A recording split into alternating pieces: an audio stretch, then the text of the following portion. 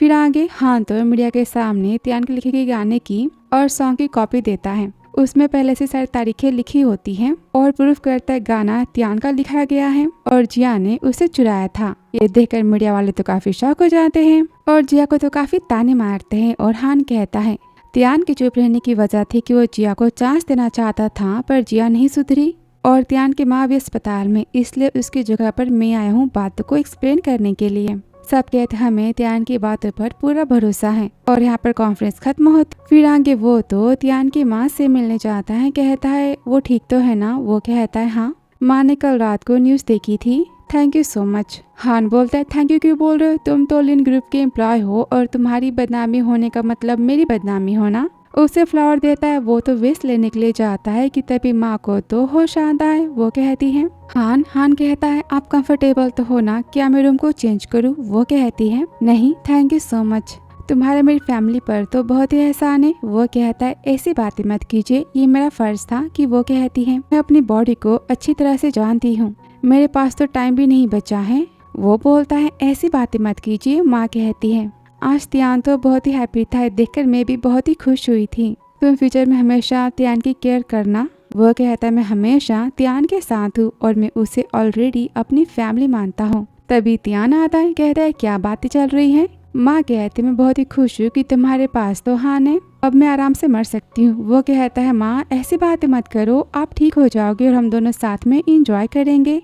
तभी हान कहता है माँ आप आराम करो और बिजनेस के काम पर जाने की बात करता है कि त्यान उसे बाहर छोड़ने के लिए जाता है। आगे त्यान कहता है थैंक यू, तुम मेरे एम्प्लॉय हो, मुझे पता है कि तुम यही बोलने वाले हो। हान कहता है ठीक है वेलकम, और तुम इसके बदले ढेर सारे पैसे मेरी कंपनी के लिए कमाना। त्यान कहता है प्रेस कॉन्फ्रेंस के बाद जिया के बारे में क्या। हान कहता है उससे मुझे क्या लेना देना।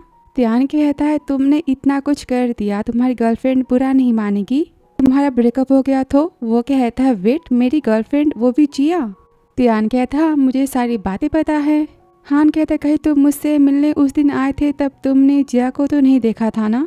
वो कहता है सॉरी मैंने तुम्हें परेशान किया ना। वो कहता है ऐसी बात नहीं है, उस दिन काफी बारिश हो रही थी, मेरी माँ जिया को लेकर घर आई थी और उसने मुझसे बस कपड़े उधार लिए थे, मेरी माँ भी मेरे साथ वहाँ पर थी, तुम जो सोच रहे हो सारी बातें गलत है। वो कहता है पर उसने मुझे कहा खुद कि तुम उसके बॉयफ्रेंड हो। हान कहता है क्या औरत पागल हो चुकी है, मेरे बारे में इस रूमर्स को कैसे फैला सकती है। मैं अभी फीमेल बॉडीगार्ड्स को हायर करता हूँ उसकी पिटाई करवाने के लिए। त्यान कहता है शांत हो जा, मुझे तुम्हारी बातों पर भरोसा है। हान तुम काफी अच्छे पर्सन, मैं चाहता हूँ कि तुम्हें कोई अच्छी लड़की मिले।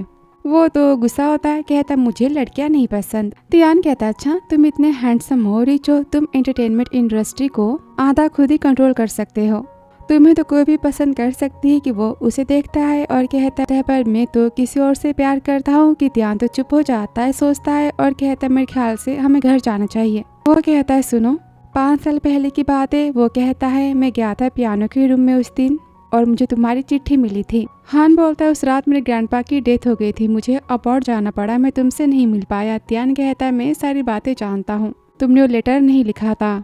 हान कहता है पर गलती तो मेरी थी ना, मैं 5 साल पहले की बातों को तो ठीक नहीं कर सकता, पर मैं तुमसे माफ़ी मांगता हूँ। काश मैं लेटर को पहले कंफर्म कर लिया होता तो ये सब नहीं होता ना। वो कहता है तुम्हारी कोई गलती नहीं थी, खुद को ब्लेम मत करो, तुमने कभी मुझे हर्ट नहीं किया। मेरी अंधेरी और टूटी सी जिंदगी में हमेशा तुम एक सितारे बन के आते हो, पता नहीं कैसे, मुझे समझ ही नहीं आता। कि वो कहता है त्यान तुम जानते हो तुम जब भी स्टेज पर होते हो ना सबकी निगाहें बस तुम पर ही आकर रुक जाती, क्योंकि तुम बहुत ही टैलेंटेड पर्सन हो। और तभी वहाँ पर नर्स आती, चिल्लाती आपकी माँ की हालत तो काफ़ी ख़राब हो चुकी है, जल्दी चलो। और यहाँ पर जिया तो मिस्टर मो के साथ में होती है, कहती मुझे नहीं पता था कि उस भिखारी की हेल्प तो हान कर देगा, उसका गाना इतना अच्छा था कि मैंने देखते ही उसे चुरा लिया, अब फेमस होने के काबिल तो मैं हूँ ना, वो नहीं। मिस्टर मो कहता है डोंट वरी, न्यूज़ वालों को मैंने ढेर सारे पैसे तो दे दिए हैं, तुम बस कुछ दिन के लिए शांत रहो, सब कुछ ठीक हो जाएगा। और यहाँ पर फिर आगे हम देखते हैं जहाँ पर त्यान की माँ की तो डेथ हो चुकी है। हान उसके साथ में फंड रियल पर आया होता है। सेक्रेटरी कहता है बॉस आपकी आज की मीटिंग। वो कहता है आज से लेकर 5 दिनों तक के सारे मीटिंग्स को कैंसिल कर दो। कि त्यान कहता है तुम काम पर चले जाओ और घर जाकर आराम करो, मैं ठीक हूँ। वो कहता है नहीं, मैंने तुम्हारी माँ से प्रॉमिस किया था तुम्हारी केयर करने का। फिर आगे वो त्यान के घर जाता है और यहाँ पर त्यान को अपनी माँ की तो याद आती है। तभी हान यहाँ पर घर बदलने की बातें करता है। त्यान कहता है पर मेरे पास तो खुद का घर नहीं है ना, और ये कंपनी का मेरे पास एक ही घर है। तो हान उसे अपने साथ में रहने के लिए बोलता है। त्यान कहता है पर ये तो सही नहीं होगा ना। वो कहता है ऐसे कैसे, मेरे घर में पूरे 8 कमरे हैं, प्राइवेसी तुम्हें मिल सकती है। वो कहता है पर वर कुछ नहीं, मैं किसी को बोल दूंगा तुम्हारे सामान को पैक करने के लिए। त्यान बोलता है तो फिर तुमने ये भी मेरी माँ से प्रॉमिस किया था। वो कहता नहीं, मैं अपनी मर्जी से कर रहा हूँ। वो कहता है हान तुम्हें पता है इस पूरी दुनिया में तुम ही बस हो जिसे मैं अभी अपना कह सकता हूँ। तभी हान उसे पकड़ता है, कहता है मैं हमेशा तुम्हारे साथ रहूंगा। और यहाँ पर वो तो उसे गले लगाता है कि त्यान तो यहाँ पर अभी भी हिचकिचाता है, उसे पकड़ने जाता है पर रुक जाता है।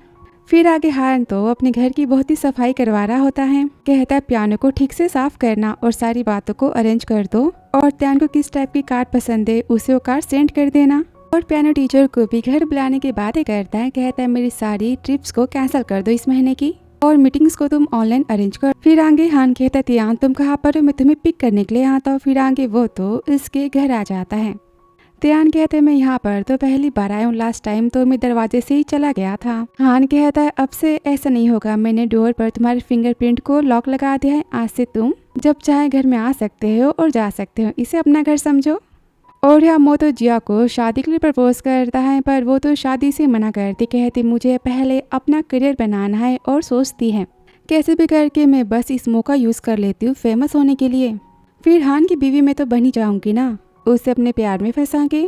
फिर आगे घर पर तो हान खाना बना रहा होता है। वो देखकर त्यान तो काफी हैप्पी होता है, आके बैठ जाता है। हान कहता है तुम इतनी जल्दी उठ गए, देखो मैंने कितना सारा खाना बनाया है। वो कहता है क्या वो डम्पलिंग्स तुमने बनाए हैं। वो कहता है नहीं तो ये बनाना थोड़ा हार्ड होता है ना, मैंने बाहर से मंगवाया है। तो बताओ क्या मैं तुम्हारी पसंद का कुछ और बना दूँ। वो कहता नहीं, इतना सारा खाना मुझे काफी पसंद है। वो कहता अच्छा तो फिर तुम इसे ट्राई करो। वो कहता है लेकिन जलने की स्मेल कहाँ से आ रही। वो कहता है अरे मेरे स्टिक्स तो वहाँ पर जल चुके हैं, और उसे यहाँ पर निकालता है। वो देखकर त्यान सोचता है हान कितना क्यूट लग रहा है ना पहली बार। मैं उम्मीद करता हूँ कि हमेशा ऐसा ही रहे, हैप्पी और क्यूट। फिर आगे ऑफिस में हान तो काफी हैप्पी होता है। सेक्रेटरी कहता है बॉस आजकल आप तो बहुत ही हैप्पी रहते हो। ये मिस्टर सॉन्ग की टैंक रिपोर्ट है, मैंने रिलीज होने से पहले इसके कॉपीराइट को तो बाय कर लिया है। वो कहता है पूरी टीम को मेरी तरफ से केक सेंड करो। सेक्रेटरी किसी न्यू ग्रुप की आने की बात करता है। वो कहते उन सबको मेरी तरफ से तुम पार्टी दो, और काफी खुश होता है। फिर आगे घर जाता है जहाँ पर वो तो त्यान को अपनी माँ के साथ में देखता है। दोनों की तो यहाँ पर काफी अच्छी दोस्ती हो जाती है। माँ कहती है त्यान तो काफी अच्छा गाता है ना, मैं तो इसकी बहुत बड़ी फैन हूँ। हान कहता है माँ लेकिन त्यान की वॉइस तो अभी ठीक नहीं है और वो गा नहीं सकता। त्यान कहता है मैं तुम्हें बताना भूल गया था कि मेरी आवाज तो वापस आ चुकी। वो कहता है क्या सच्ची। वो कहता है अभी मुझे पता चला रिसेंटली कि मेरी आवाज पहले से काफी ठीक हो चुकी। माँ कहती देखा तुमने, कोशिश करने वालों की तो हार नहीं होती। कि वो तभी त्यान को तो गले लगाता है। कहता है बहुत अच्छा हुआ, पता है तुम्हारे ना गाने से मुझे कितना दुख हो रहा था। तभी त्यान उसे पकड़ता है, कहता है थैंक यू मेरे बारे में इतना सोचने के लिए, मेरी केयर करने के लिए। तुम्हारे घर में साथ रहने के बाद मुझे फिजिकली और इमोशनली काफी सपोर्ट मिला है। माँ बोलती ठीक है तुम दोनों बातें करो और मैं यहाँ से जाती हूँ। और त्यान नेक्स्ट टाइम तो मुझे ढेर सारे ऑटोग्राफ देना, मुझे अपने दोस्तों और रिलेटिव्स में बांटने। वो कहता है ओके आंटी, और बाय कह के चली जाती हैं।